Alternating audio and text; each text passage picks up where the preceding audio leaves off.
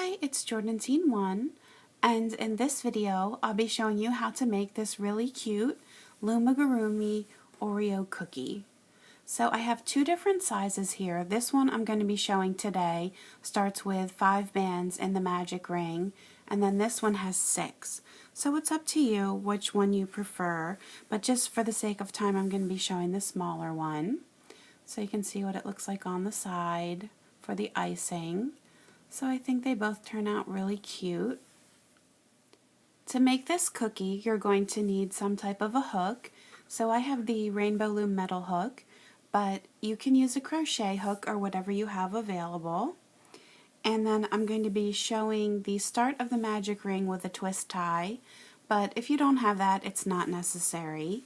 And then you'll need some kind of a stitch marker, so I'm going to use a clip. And then for my band count, I have 21 white bands and 112 brown. And if you don't have access to brown bands, you could just substitute it with black. And then I have just a little bit of polyfill for the stuffing. I'm going to start by making a magic ring. So I have 6 bands, and as I said, I'm making the smaller cookie. There's 6 bands, but one is going to be the center, so it's really 5 bands that go around. And if you want to make a larger cookie, just increase the size of your magic ring. For example, you could do 6 or 7 or whatever you like. So I'm going to take my twist tie and put it right next to my hook. I'm going to take my first band and I'm going to triple it. So I'm placing it on, twisting, putting it back on, twisting, and putting it back on. So I have the 3 loops there. And then I'm going to just pull this halfway up and fold it in half. So that way it's just linking all of those 3 bands together. And if you don't have a twist tie, you'll just put your band on the hook and then you'll just have to use your fingers to pinch and pull out these 3 bands. So I'm taking my first one and it's going to pull through and go back on my hook. I have the 2 loops and one is going to pull through the other. So now I'm going to be going in from the front every time. So I'm going through those 3 bands, grabbing the next rubber band, pulling it through, back on. So from now on you'll have 3 loops and the one on the end will pull through the other 2. So now again I'm going back through those 3 loops, pulling through my next band, back on my hook, and the end slides through the other 2. Again, we're always going through that same center. I'm going to pull my next one through, and then one more time here.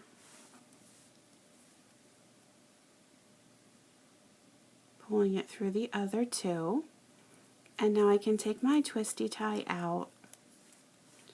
And you want to just take a second and try and spread these out because they do kind of want to be bunched together. And now what I'm going to do is take my clip and I'm going to attach it to the band that's on my hook. So this is just going to be our stitch marker so we know where our rows end. In row 2, we're going to use 10 rubber bands. So there's going to be 2 bands in each one of the stitches. So if you've made more than 5 going around, you would just double whatever your count into your magic ring was. So what I'm going to do is take my hook and go through the first stitch. And let me just briefly explain what I'm calling a stitch. If you look here, there are 2 loops that sort of make a sideways V. That's a stitch. I'm always going to be going in through the front and I'm always going to be going under both of these bands for this row. So you can see I'll stick my hook underneath so you can see those 2 loops are on my hook. I'm going to take my first band and I'm going to pull it through, get it back on my hook. So again we have those 3 loops and one pulls through the other 2. So that's called a single crochet, and as I said, we're going to be doing 2 of those inside of each stitch. So I want to go back through this same stitch again, make sure you're going through both loops, taking a second band, pulling it through, getting it back on, and then the end slides through the other two. And so now I'm going to this next stitch over to the left, go through both there, and again we're going to do 2 single crochets. So this is my first one, and then I'll go back through the same stitch for a second. Moving on to the third stitch, I'm going to pull through 1, and then back through for the second,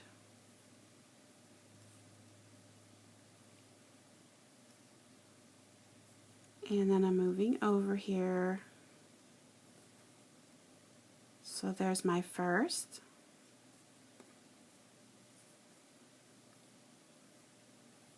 and then a second, and then you should have 2 bands left, and you should have 1 stitch left. So it's where this clip is. So you're just going to go under these 2 loops, and you're going to pull through your next rubber band, and then again through that same stitch you have your last band, and then you want to take your clip and take it off of that rubber band and just move it to the one that's on your hook there. In row 3, we're going to be doing 2 single crochet in each stitch again. So following along with my pattern, I have a total of 20 rubber bands. But again, if you're doing a bigger cookie, you would just double whatever your last count was. So again, I'm going to do the same pattern. I'm moving over to my next stitch, and I'm going to do 2 single crochet in each. So that's 1, and then back through the same one for the second. And then I'll move to the next stitch over, and again there's 1, and then 2, and then keep moving over here. So I'm not going to count out every single one since we are doing the same amount in each stitch. And if this is one of your first crochet tutorials, you may be a little bit slower than I am, or you may have a little bit harder of a time maneuvering your hook because it definitely takes a little bit of practice. So if you have to, you can use your fingers a little bit more to help the bands go where they need to. And then with time you'll definitely gain speed.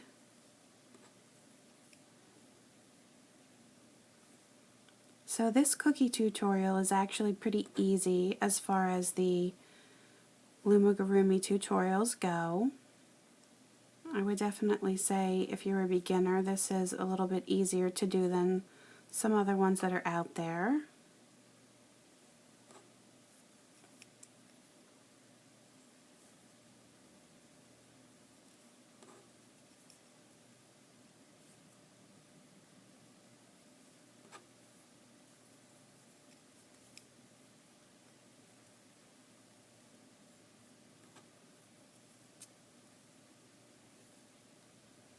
So now we have 4 left here, and we have 2 stitches.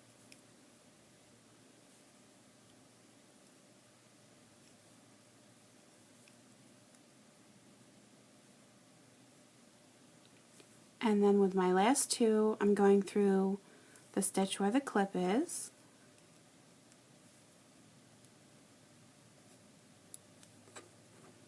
And then a second time. And then I'm going to move that clip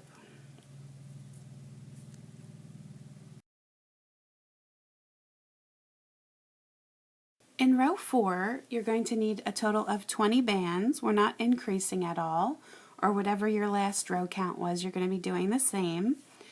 And this time we're going to do a little bit different than before, because before we were always going through both loops, and this time, since we want the cookie to have an edge, we want to go through just one of the loops. So let me show you here. We have the back loop, the one that's facing away from me, and then the front loop is the one that's towards me. So I am going to be going through just the front loop the whole way around, and I am going to be going from back to front. Normally we've been taking our hook and going in through the front, but this time I'm going to be going in through the back. So it's really, my hook's going to go in between the two loops, and I'm just going to go through this front one. So it's going to come towards me, and I'm going to take my first band. It's going to be that same pattern where it comes through the band or through this stitch, back on your hook, and then the one slides through the other two. So that part's not going to change. It's just the placement of where your hook is going through. So again, let me show you. Here's that V shape for the stitch. I'm going through the one that's closest to me, and I am going through from back to front, so your hook should be pointing towards yourself. Going to pull it through, back on, and you still have the 3 loops and one slides through the other 2. So again, through that closest one, coming towards yourself, pull it through, back on, and through the other 2. And you will notice that it feels a little bit looser, and that's okay, that's what we want. So I'm just going to continue on. It's going to be just one band in each of the stitches here.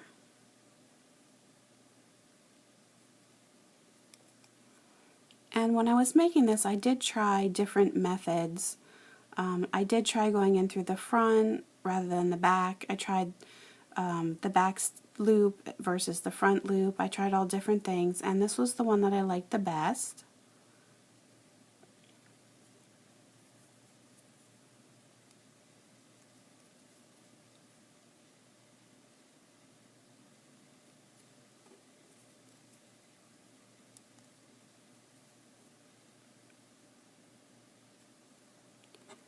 And if you wanted to, you could have the opposite side as the outside of the cookie. I mean, I'm using this. This is what I showed you that my cookies are like in the beginning. But if you like this other pattern, this underside, you could flip it the other way. And I actually have a tutorial that I'll be doing shortly that is for something totally different, that I did use the underside as the outside. So it's really just a matter of preference. So let me just speed up here a little bit more.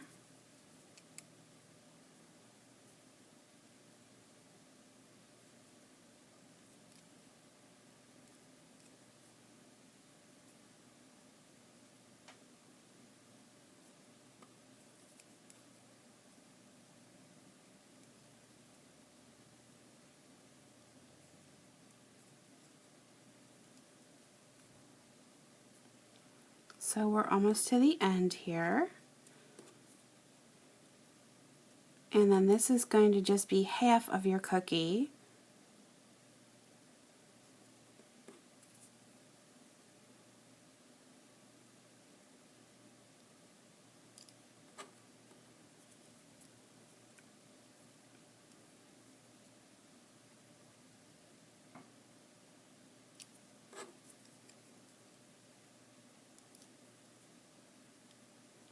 And then I have one left here where the clip is, and actually let me just take the clip off so I can see what I'm doing.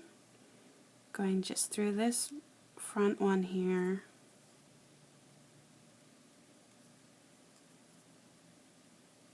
And now I can put the clip back on this band. So you can see here how by doing that we made like an edge, a nice defined edge for the cookie.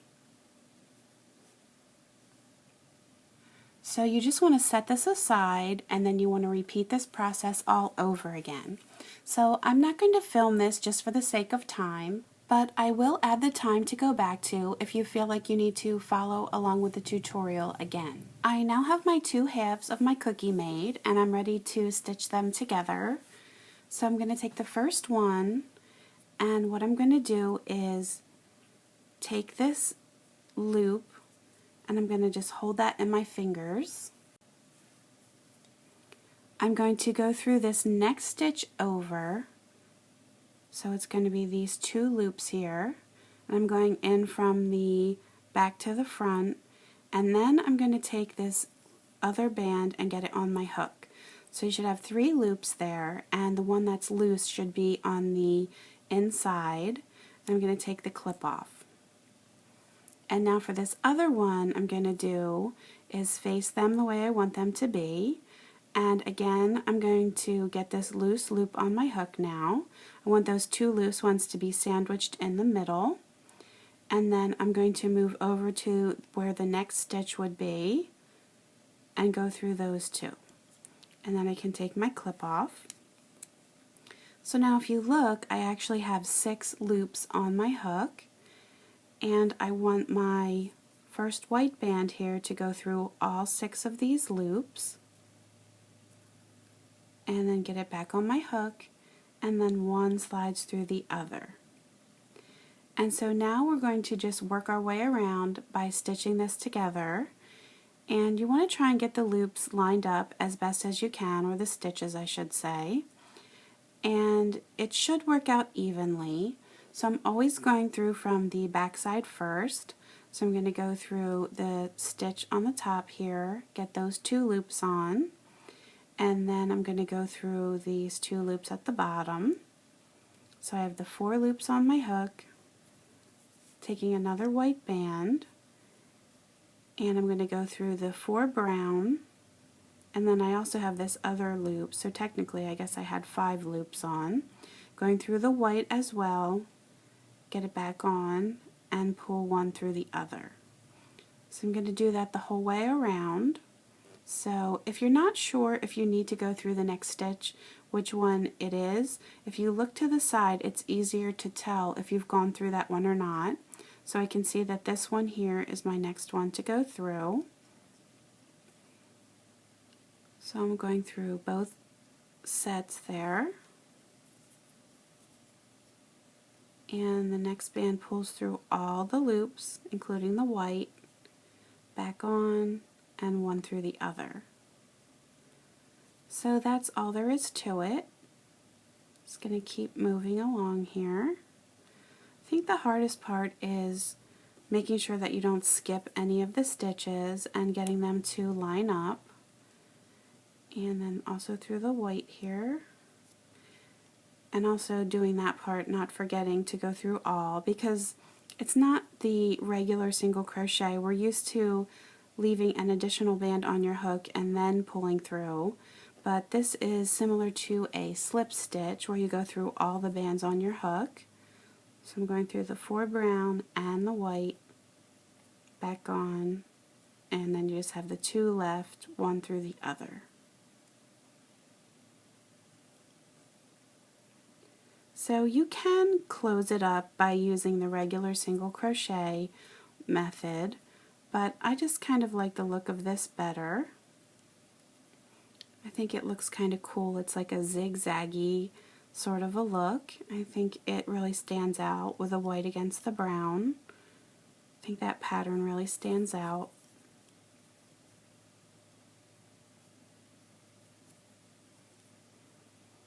And it might not look perfect right away, but once you get it stuffed, the edges will be more apparent and it'll be more neat looking, I think.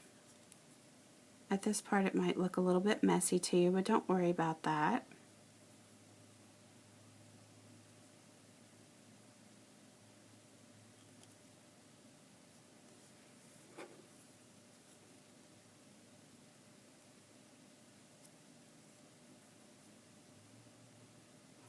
And we're not going to close this the entire way up because we do have to stuff it. So once you get maybe about 3/4 of the way closed, then you want to quit, and then I'll show you how to stuff it, which really is pretty self-explanatory, but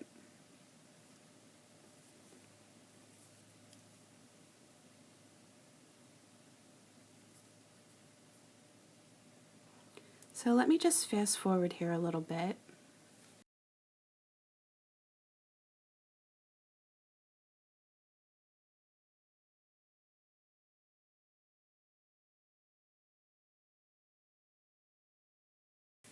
So now I left this little opening here and I'm going to put my stuffing inside. So you definitely want to work with small sections at a time since it's not a very big project here.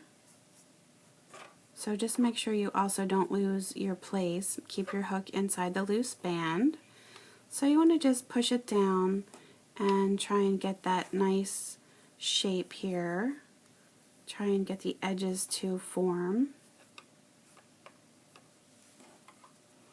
And you definitely want to make it full enough that it makes the edges pop, but you don't want to make it too full that you can see all the stuffing in between the stitches.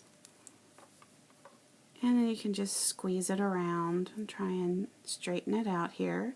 So I think that looks pretty good right now. And so we're going to just finish it up here. And now the only thing with doing the stitches after you stuff it is they tend to want to get all this little fluff stuck in there. So you want to try and push that down and get it out of your way of where you need to finish this off. So again, I'm working from the back side first and then into the front.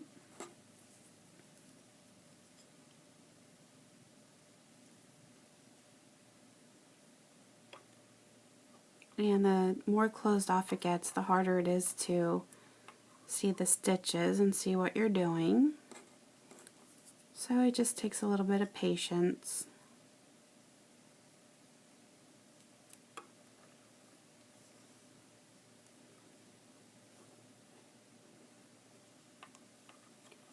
And if it doesn't line up 100% or you're not going through the exact right bands, you can usually fudge it a little bit. There's usually a little bit of room for error.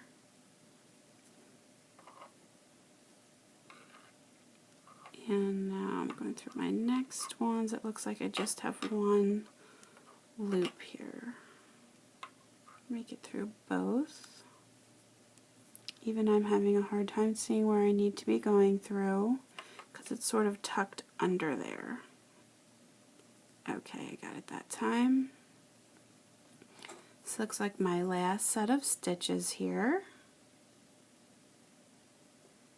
And I'm caught up on something. And then I have one left that I'm going to use to tie it off here. So I need to finish the icing so it's back to the start here. So I'm just going to go through this next white band and I'm going to use my last one here to go through both, back on my hook, and then make a nice tight slip knot. You don't want that to come apart. And you can squeeze the stuffing now a little bit more to get it evened out. And then the last thing that you need to do is just to hide this loop. So I like to just go in kind of a little bit far away and then put my hook through to where the loop is and then pull it all the way back through. And then sometimes you get a little stuffing stuck on your hook. So if there's any little pieces coming out, you can try and pull them out. So then, as I said, you can use your fingers and try and reshape this, get the stuffing to go in all the corners. And then your cookie is complete. I hope that everyone loves their new Loomigurumi Oreo cookies. You can always leave me comments on YouTube and Facebook, post pictures of your creations to my Facebook page, and please feel free to subscribe to my YouTube channel so you can stay up to date on my latest tutorials. You can also find me on Pinterest and Instagram, so please feel free to subscribe to those as well. Thanks for watching!